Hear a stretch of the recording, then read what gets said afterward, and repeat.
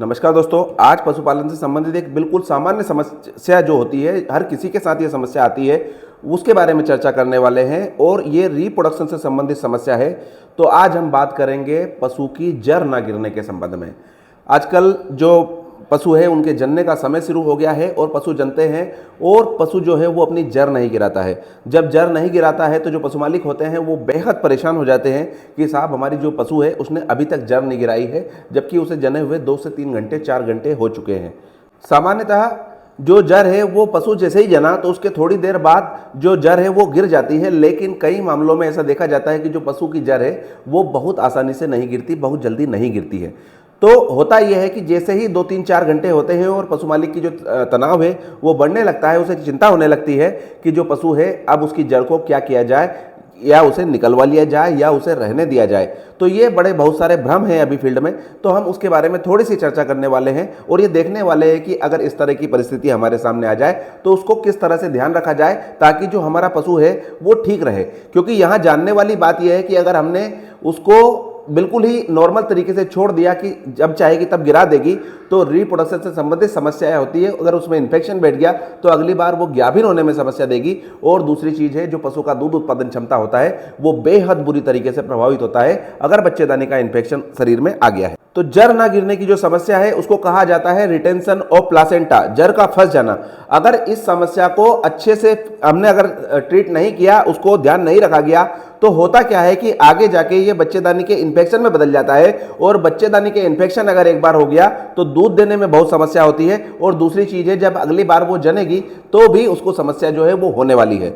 जो पशु है वो बार बार रिपीट होने लगता है, वो ठहरना जो उसकी समस्या है वो बनी रहती है। कि हम कई बार फील्ड में देखते हैं कि जो पशु है वो गाभिन ही नहीं हो रहे हैं, वो बार बार गर्मी पे तो आते हैं, हमने चाहे बीज डलवा लिया, चाहे हमने उसको सांड के पास ले गए, लेकिन वो जो पशु है वो ठहरने को ही तैयार नहीं होता है। तो उसका एक बहुत बड़ा कारण होता है कि जो बच्चेदानी है उसमें इन्फेक्शन आ चुका होता है और उस इन्फेक्शन के कारण वो ठहरता ही नहीं है। तो ये जो इसका ट्रीटमेंट है, इसमें 2 से 3 चीज़ें जो हैं वो महत्वपूर्ण होती है। किस तरह से इसका ट्रीटमेंट किया जाए, तो सबसे पहली चीज़ तो ये है कि मैनुअल रिमूवल कर दिया जाए। जो प्लासेंटा है उसको हाथ डाला हमने बच्चेदानी में और वो जो जर है उसको धीरे धीरे करके पूरी की पूरी जो जर है उसको निकाल दिया जाए। और साथ में उसको ब्रॉड स्पेक्ट्रम जो एंटीबायोटिक है वो देना चाहिए। साथ में इंट्रायूट्राइन जो दवाइयाँ होती है उनका प्रयोग भी करना ही चाहिए अगर किसी केस में जड़ निकाली जाए। तो अब समस्या ये है कि इस जड़ को कब हमें ये मान लिया जाए कि अब ये जड़ जो है ये समस्या बन सकती है और कितने समय तक बिल्कुल निश्चिंत रहा जा सकता है। इन सब चीज़ों के बारे में हम चर्चा करने वाले हैं। उसके पहले ये जानना बड़ा आवश्यक है कि आखिर जो जड़ है उसका काम क्या है। तो दरअसल होता क्या है कि जो जड़ है उसकी जो सबसे महत्वपूर्ण भूमिका है वो है जो माता का जो शरीर है उससे जो बच्चा है उसको हवा, पोषण, न्यूट्रिएंट, पानी, जितनी भी उसके शरीर को जीवित रहने के लिए और बढ़ने के लिए चीज़ों की आवश्यकता होती है वो माँ के शरीर से, ब्लड के माध्यम से, खून के माध्यम से उसके जो बच्चे के शरीर है वहाँ तक पहुँचा जाता है। आप अगर सामान्य भाषा में समझना चाहे तो एक पाइप लगा होता है, एक तरफ जो माँ के शरीर से जुड़ा रहता है और दूसरी तरफ बच्चे की टून से जुड़ा रहता है। तो वो पाइप से सारी चीज़ें आती है माँ के शरीर से और वो बच्चों को पूरे गर्भकाल के दौरान बहुत सारे न्यूट्रिएंट और ऐसी चीज़ें जो उसके जीवित रहने के लिए आवश्यक है वो उसको मिलती जाती है। तो होता क्या है कि जैसे ही गेस्टेशन पीरियड हो गया, मतलब गर्भकाल पूरा हो गया है, गाय की बात करें हम तो 9 महीने 9 दिन होता है, भैंस की बात करें तो 10 महीने 10 दिन होता है। तो जैसे ही ये समय पूरा हुआ तो जो बच्चा है उसमें मूवमेंट आने लगती है और वो इस तरह से बच्चेदानी को ऐसे पैर मारता रहता है। जब पैर मारता रहता है तो सिग्नल बच्चेदानी जो होती है उसमें बहुत सारे रिसेप्टर होते हैं। आप इस तरह से समझे जैसे ही हम स्विच का बटन दबा देते हैं और जो पंखा है वो चालू हो जाता है, इसी तरह से रिसेप्टर्स जो हैं अगर उनको जब ये लग गया कि अब जो बच्चा है उसकी उम्र पूरी हो गई है और उसको बाहर लाना है, तो वो दिमाग को एक सिग्नल पहुंचाता है और वहाँ पे जाके जब वो सिग्नल पहुंच जाता है तो होता ये है कि जो बच्चेदानी है उसका कॉन्ट्रैक्शन बढ़ जाता है, बच्चेदानी का मुंह खुल जाता है और जो बच्चा है उसको बाहर लाने की जो प्रक्रिया है वो चालू हो जाती है। सामान्यतः आपने देखा ही होगा कि जो बच्चे जब जनने वाली समय होती है तो सामान्य तौर पर अधिकांश जो पशु हैं वो अपने आप जन लेते हैं, उनमें किसी प्रकार की कोई समस्या नहीं होती है। तो ये प्रकृति ने अपनी एक व्यवस्था की हुई है। लेकिन समस्या यहाँ आती है कि जब इसमें टॉर्जन हो जाए या डिस्टोकिया हो जाए तो ये जो समय है ये थोड़ा कम ज़्यादा हो सकता है और उसके कारण से जो जड़ है उसके निकलने में समस्या होती है। सामान्य परिस्थितियों में जब जड़ निकलती है तो जब पशु जन्ता है उसके 5-6 घंटे में वो जड़ आसानी से पूरी की पूरी निकल जाती है। तो यहाँ होता क्या है कि जो बच्चेदानी है ये इस तरह का एक गुब्बारा होता है जिसमें ये बच्चा है और ये धीरे धीरे धीरे करके ऐसे देखिए ये ऐसा गुब्बारा है और ये धीरे धीरे धीरे करके बड़ा होता जाता है और जब ये पूरा बड़ा हो जाता है तो इस गुब्बारे में तनाव होता है। आप सोच के देखिए एक इतने बड़ा एक जगह है जिसमें एक बच्चा पल रहा है, अब वो बच्चा धीरे धीरे बड़ा होगा तो इस पर जोर लगेगा तो दिमाग को रिसेप्टर जाएगा कि जो बच्चा है अब इसको बाहर निकाल दिया जाए। तो यहाँ पे हमें क्या करना है कि जैसे ही वो समय होगा तो ये बच्चेदानी है, इसकी दीवार पर ऐसे छोटे छोटे ऐसे गुटके लगे रहते हैं, जैसे आम की गुठलियाँ होती है ना, इस तरह से आप ये समझ लें कि ऐसे गुठलियाँ जगह जगह होती है। पूरी बच्चेदानी में लगभग 80 से 120 गुठलियाँ लगी रहती है, उनसे एक एक छोटे छोटे पतले धागे निकलते हैं और वो एक बड़ा मोटा धागा बना लेते हैं सब मिलके। मतलब छोटे छोटे पाइप आ गए और उन सारे पाइपों को एक तरह हमने बांध दिया तो वो कैसा मोटा पाइप हो जाता है। इसी तरह से जो जड़ है उसकी संरचना होती है। तो जैसे ही बच्चा बाहर आया तो आप मुझे बताइए कि अगर जड़ समय से पहले छूट गई अंदर से तो क्या न्यूट्रिएंट बच्चे को मिल पाएंगे? तो ये बिल्कुल संभव नहीं है, बच्चा मर जाएगा। तो यहाँ पर होता क्या है कि जैसे ही बच्चा बाहर गया और उसकी जो बच्चे की टून पे जो जुड़ी रहती है जड़, वो बच्चा जैसे ही बाहर गिरा और वो छूट गई। जब वो छूट गई तो और वहाँ से जो न्यूट्रिएंट है वो आने बंद हो गए। तो जब वो बंद हो गए तो दिमाग को सिग्नल फिर से जाएगा कि अब जो ये जड़ है, ये जो पाइप लगा हुआ है, इसका कोई काम नहीं है। तो अब इस परिस्थिति में क्या होगा आगे? तो इस परिस्थिति में जितने भी 80 से 120 जगह जो कोटिलीडन है, कोटिलीडन्स कहते हैं उनको, जहाँ पर वो सारे धागे जुड़े रहते हैं, वहाँ से वो जो जड़ एक एक धागा धीरे धीरे लूज होने लगता है और धीरे धीरे वो सब जगह से छूट के पूरा जड़ के माध्यम से एक साथ वो बाहर निकल जाता है। सामान्य परिस्थितियों में यही होता है।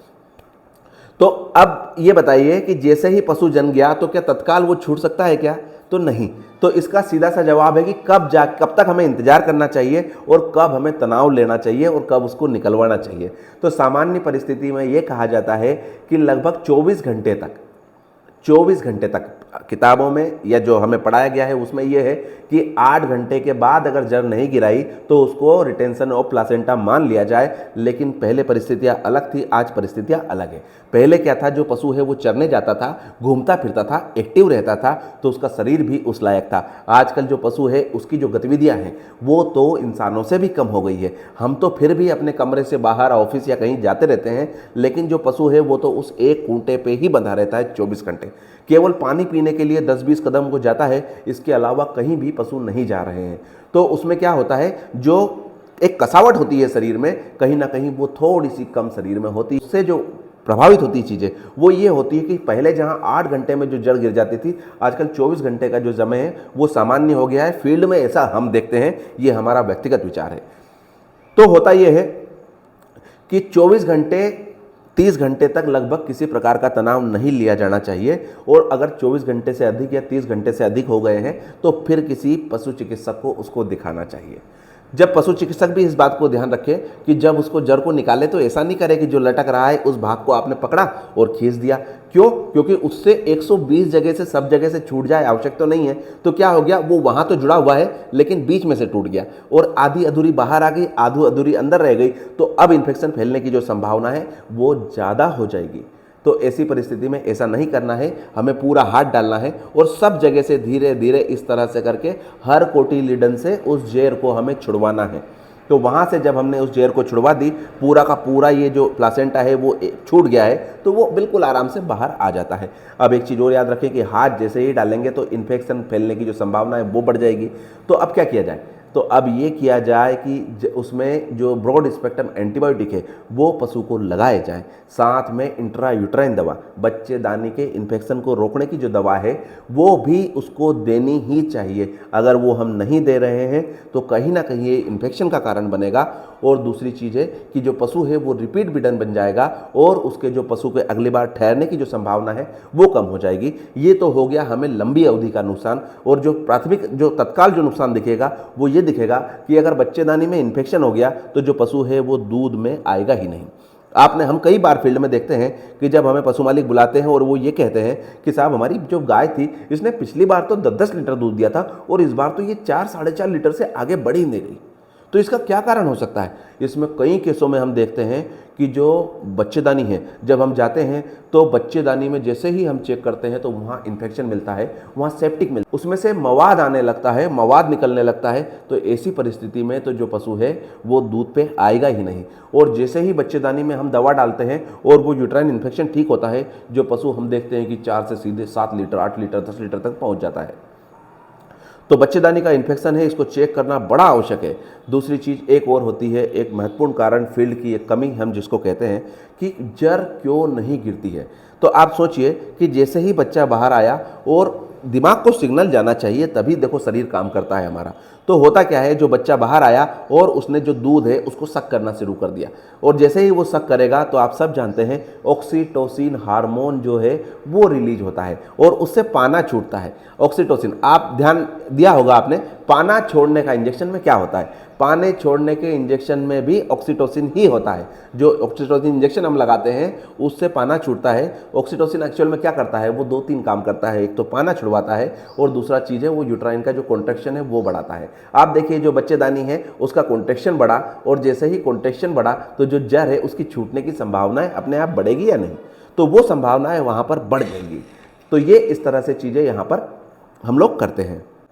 तो यहाँ पर हमने देख लिया कि जर निकालने की जो, अगर वाकई में 24 घंटे 30 घंटे से अधिक हो गए हैं तो किस किस तरह से चीज़ें की जा सकती है। तो सबसे पहली चीज़ मैनुअल रिमूवल, मतलब हम हाथ डाल के निकाल सकते हैं। दूसरा जो काम करना है वो करना है हमें कि हम उसको ब्रॉड स्पेक्ट्रम जो एंटीबायोटिक है वो उसको इंट्रामस्कुलर दिए जाएं ताकि जो इन्फेक्शन है वो चोक हो जाए।